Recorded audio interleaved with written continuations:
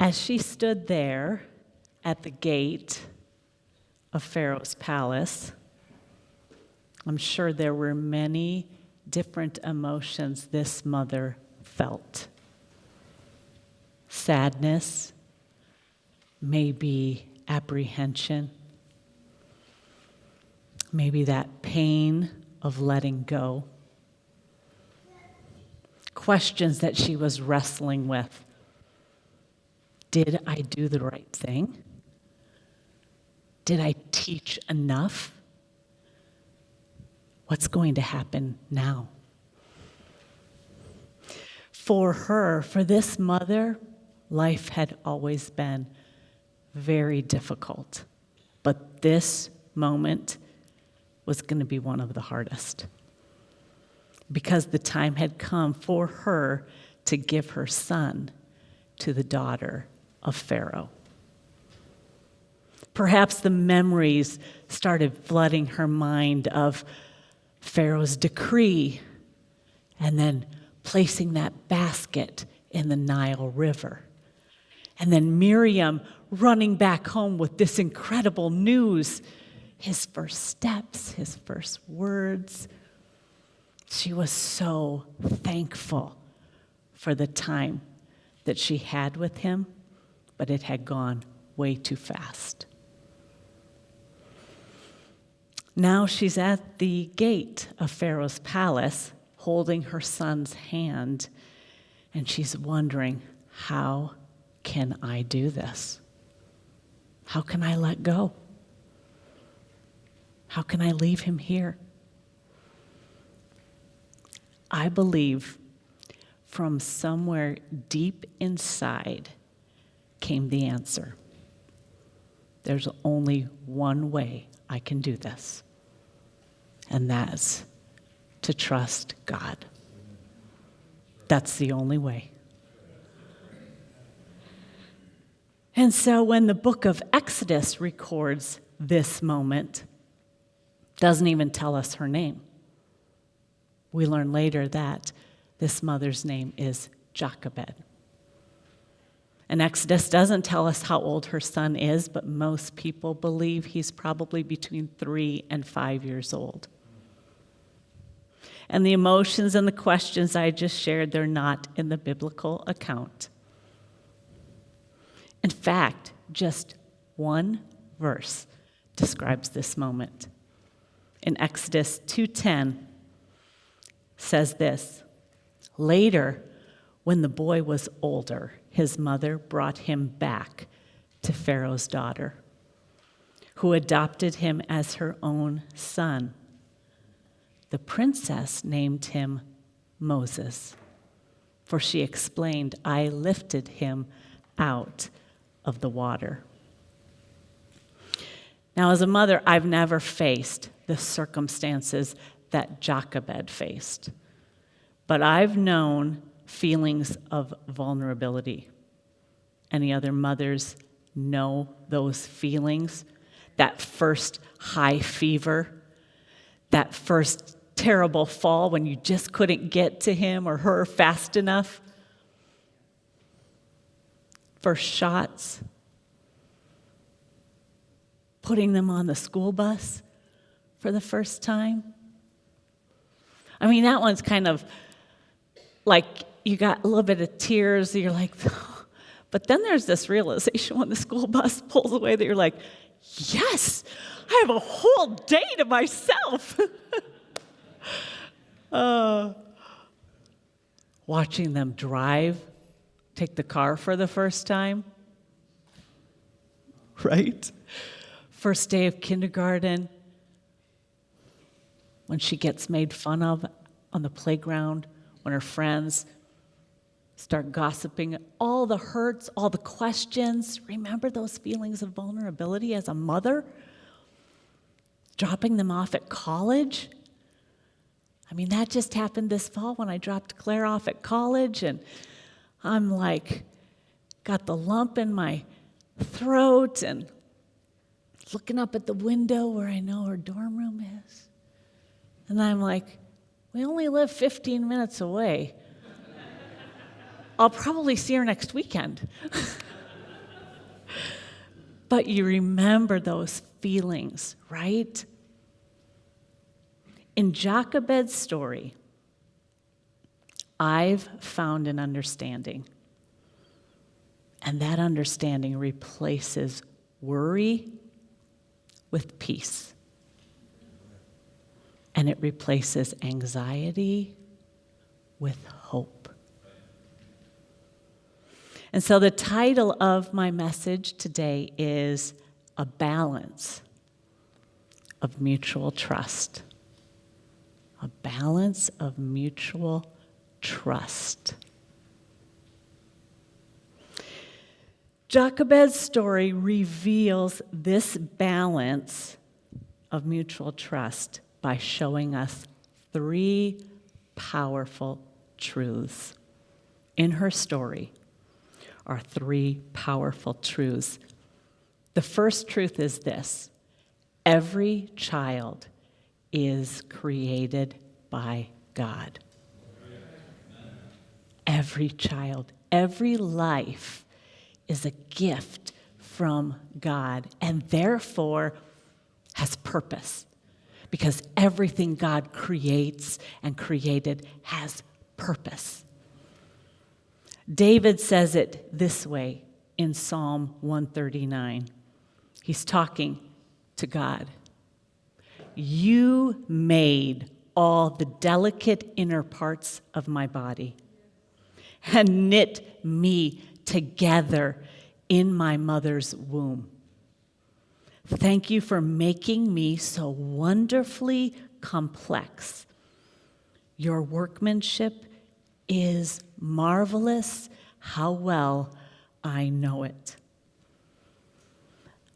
This child, your child, that he has created, he gave him, he gave her to you. And so on this Mother's Day, to every mother here and maybe those watching online, he trusts you. Let that sink in. He trusts you. I love when you share with me, we're going to have a baby. I love it. I always get to hear that great news. We're going to have a baby, or we're going to adopt, or we're going to have twins. And I think some of you were there the day that we shared with you, we're going to have another baby. Can you imagine, though, what Jochebed felt when she realized, I'm pregnant? You see, Jochebed, she was a Hebrew slave that lived in Egypt. She had been born in Egypt. She grew up in Egypt. She had married, and they had Aaron and Miriam. But Pharaoh, this Pharaoh, was harsh and arrogant and controlling. And he was fearful of the Hebrews. He saw them multiplying and growing, and so he had given a decree that every Hebrew boy was to be thrown, everyone born, every Hebrew boy was to be thrown in the Nile River. And into that setting, God brought life. And it was a boy. Exodus 2:2 says this: the woman became pregnant and gave birth to a son. She saw that he was a special baby and kept him hidden for 3 months. Not only does God have a purpose for this baby boy, but in this setting, in Egypt, he totally trusts this mother. He trusts this mother. Let me say something to our mothers in the room that have young children. I know that things in our world seem dark. When you hear the news, I'm certain those of you who have young children can sometimes feel overwhelmed by the news. But I want to tell you that your child, your children, they are in God's divine timing. He has a purpose for them. He has a plan for them. And in this setting, He trusts you with that child, those children. So Jochebed sees something special in this little boy, but she also knows Pharaoh's command. And so the Bible told us she hid him for 3 months. 3 months trying to keep a baby from not crying. She didn't have a swing that played soft music. She didn't have a bouncy seat. She didn't have fancy pacifier to pop in. None of that. And finally, the time came when she said to Amram, her husband, we can't do this anymore. And so Exodus 2 tells us what she did. When she could no longer hide him, she got a basket made of papyrus reeds and waterproofed it with tar and pitch. She put the baby in the basket and laid it among the reeds along the bank of the Nile River. The baby's sister then stood at a distance, watching to see what would happen to him. Interestingly, this basket is actually a small example of the ark. Looks just like the ark, only it's a basket. And she's actually obeying Pharaoh's command in a way, because she's taking her baby and she's placing him in the Nile River. And then what will happen? That's when she trusts God. What will happen to him? He's trusted her. Now she's trusting him. What's going to happen? And that's the balance.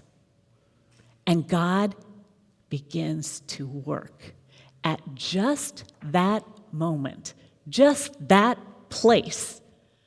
The daughter of Pharaoh shows up, and she opens the basket, and that baby who has been hushed for 3 months begins to cry. And the daughter of Pharaoh realizes this is a Hebrew boy. And what does she feel?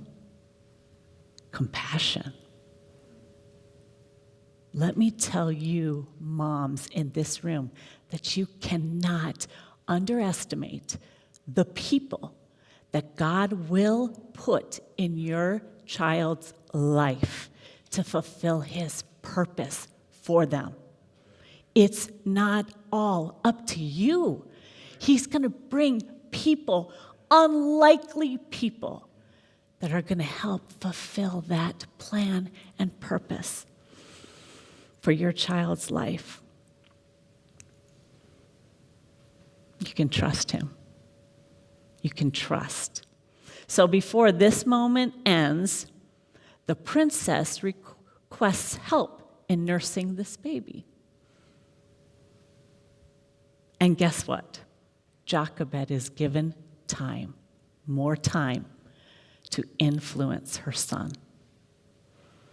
What a gift. God knows this isn't a long time, but he trusts Jochebed with this time.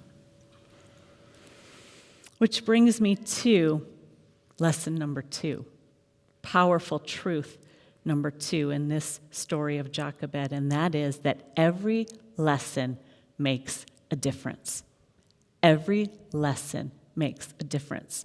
The Bible actually doesn't record one detail of this time that Jochebed had with Moses. But we know she's a slave, so we know more than likely her days are long, her days are hard. And she's taking advantage of every moment. Maybe she's singing songs. Maybe she's telling stories. Because they don't have a Bible, but they've got stories. And stories are things that children remember. So maybe she says, our God, He created all of this. Everything you see, He just spoke and it was created. Maybe she shared the story of Noah. All the world had become so wicked, and God knew that it couldn't stay that way. He had to do something, but one man found grace, and he built an ark, and his whole family was saved. Maybe Abraham. Maybe she told him about Abraham. That's the patriarch of our people, and God promised that our people would just be great, but Abraham didn't even have a son at that time. But God kept His promise. And Isaac was born, and then there was Jacob, and then there was Joseph, and that's why we're in Egypt.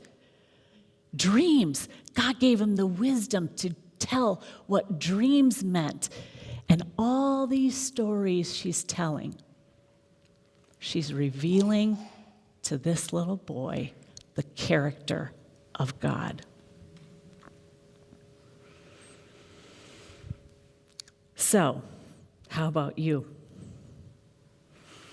Gotta find my notes here because I was just getting all excited in this moment. Have you ever wondered? Have you ever hoped or thought all of these lessons, are they making a difference? I'm here to tell you they are. Because you know what? Later on, when Moses finds his purpose, he says things like, "Hear, O Israel, the Lord our God is one." And He's compassionate, and He's full of mercy. And you can trust Him. He'll never forsake you. He'll never leave you. But it's this balance of mutual trust. She's teaching lessons. You're teaching lessons. You're telling stories. You're telling your story, his story. But you're trusting for wisdom and strength, decisions you need to make. And that's this balance. Proverbs chapter 3 says it this way: trust in the Lord with all your heart, and lean not to your own understanding. Seek His will in all you do, and He will show you which path to take. I want you to know that God is at work. He's using people. He's using adversity. He's using pain. He's using highs. He's using lows. Everything He's using in your child's life. And everyday lessons that you're teaching. It's this balance. You're teaching, and He's at work. This balance of mutual trust. You may be doing your best to protect, but sometimes you just got to trust His protection. So, sometimes you may wonder, you may feel inadequate. I'm sure Jochebed felt that. Sometimes you may wonder, is my influence enough to withstand the wisdom of this world, the media, the voices of friends, the voices of teachers? Is my influence enough? Would you believe that when Moses goes to live in Pharaoh's palace, ancient Egyptians believed in 1,400 gods and goddesses? He's going to learn, he's going to be educated, he's going to be trained to be a warrior. But every lesson makes a difference. So even with your best intentions, your mistakes, the times you feel like, I nailed it as a mom, and the times you feel like you failed. You can trust. It's this balance. You can trust him.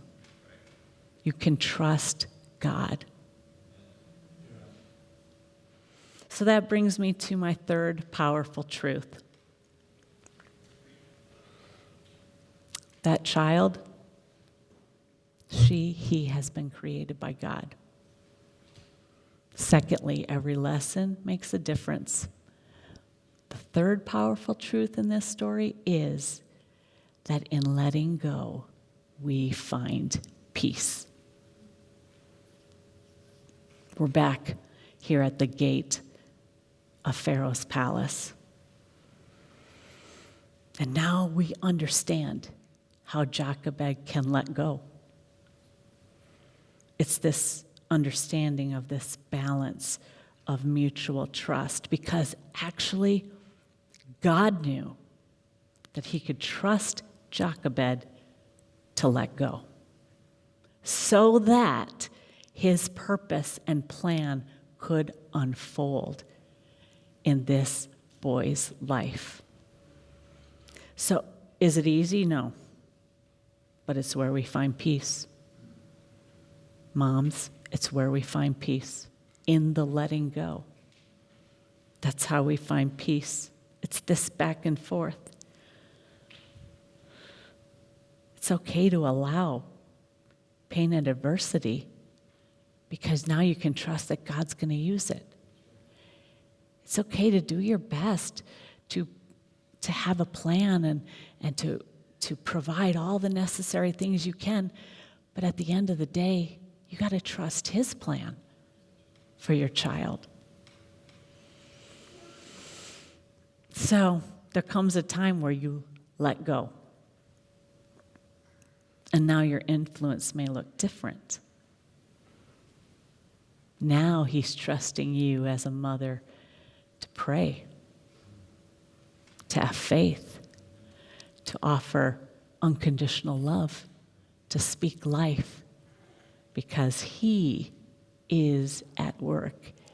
He's doing what he only can do. He's making that purpose come to pass. So no matter what your age the children that you have are, when you get that revelation, you'll let go and you'll find peace every day. I invite you to stand with me.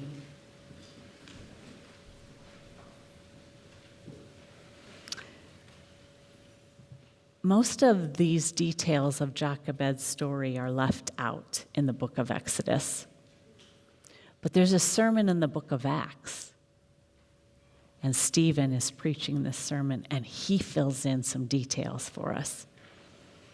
Acts chapter 7, beginning at verse 20. At that time, Moses was born, and he was no ordinary child. For 3 months, he was cared for by his family. When he was placed outside, Pharaoh's daughter took him and brought him up as her own son. Moses was educated in all the wisdom of the Egyptians and was powerful in speech and action. When Moses was 40 years old, he decided to visit his own people, the Israelites. He saw one of them being mistreated by an Egyptian, so he went to his defense and avenged him by killing the Egyptian. Moses thought that his own people would realize that God was using him to rescue them, but they did not. Stephen continues this sermon. He tells us, so Moses flees into the wilderness, spends 40 years in the wilderness,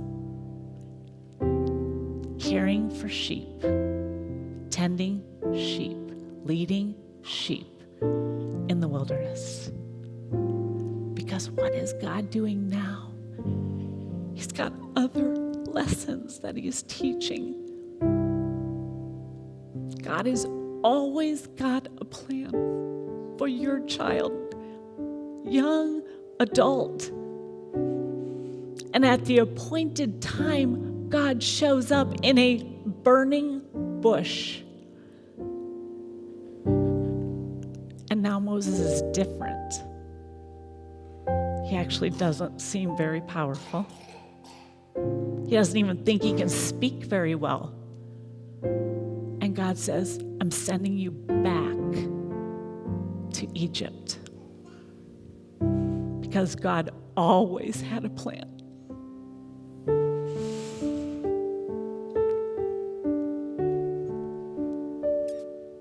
We don't even know if Jochebed's alive when Moses comes back and stands in Pharaoh's court and says, you let my people go. We don't know.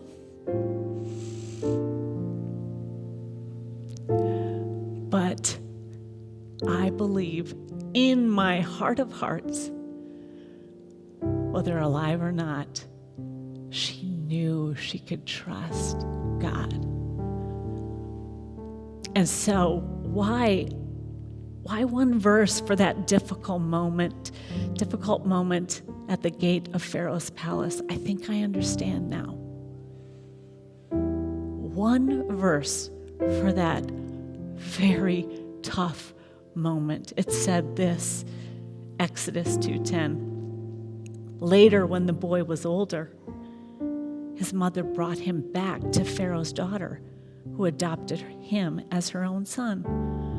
The princess named him Moses, for she explained, I lifted him out of the water.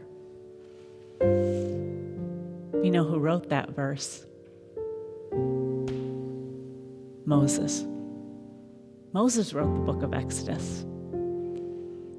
And so when I look at that verse, I'm like, one verse for this really tough moment. You know why? Because Moses figured it out. This wasn't my story. This wasn't even my mom's story. It wasn't even Pharaoh's daughter's story. This is God's story. And we can trust God with his story. Moms, you can trust him every day. You can trust him with his plan, with his purpose, with what he's doing, with what you don't see, but he is working. I'm going to invite all of the mothers here to come up front. Join me up front.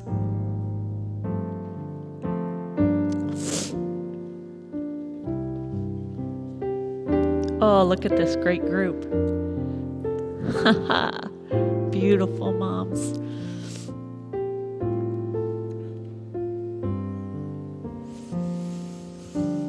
Now, we have a gift, but before that, I just want you to know that the greatest gift that you can take today with you is not this gift, but it's the gift of his peace. That you can trust him. You can trust him. It is not all up to you, and you can't do enough. You'll never be able to do enough, but you can trust him. And so this is a moment where we as mothers can actually tell him that. And instead of just looking, oh, now we get our gifts, what if we together said, I'm doing that now. I'm going to trust you. I'm going to let go of all the weight of this, and I'm going to just find peace. And I'm going to leave with peace. And I'm going to, tomorrow, when I'm tempted to just go back in and be the helicopter mama, or stay up all night wondering, I'm going to find peace. So I'm going to invite you right now as Don sings, we're going to just pray. And maybe you want to grab the hand of the person next to you. Maybe you want to lift your hands. However you want to do it, let's tell him that we trust him. Will you do that with me? Thank you, Jesus. We do that as moms right now, right here. There's this balance that we want to learn, that we can trust you. We can trust you every day. We can let go. We can find peace. We can let go of anxiety, let go of fear, let go of the desire to control every single thing, to let go, knowing that your plan, it's happening. Even if we don't see it, you're working. You're working in people. You're working in places because you have a purpose. Oh, what a peace that gives us.